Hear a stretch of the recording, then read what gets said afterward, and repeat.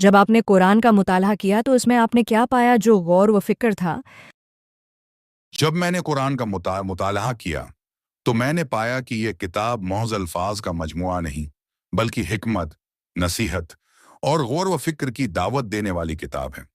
اس میں بار بار انسان کو اپنی تخلیق، کائنات کی وسعت اور دنیا و آخرت کی حقیقت پر غور کرنے کی تلقین کی گئی ہے۔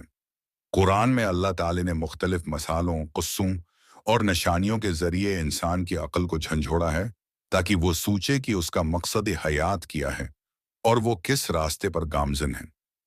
وقت یہ سمجھنے اور غور کرنے میں وقت مختلف ہو سکتا ہے، لیکن جو شخص تدبر اور کھلے دل سے قرآن کو پڑھتا ہے وہ فوراً اس کی حکمت کو محسوس کرنے لگتا ہے۔ کچھ لوگ ایک آیت پر ہی گہرے غور و فکر میں چلے جاتے ہیں، جبکہ بعض کو پورا قرآن سمجھنے میں وقت لگتا ہے۔ اصل بات نیت اور تدبر کی ہے، جو جتنا غور کرے گا اتنا ہی اسے ہدایت اور بصیرت ملے گی۔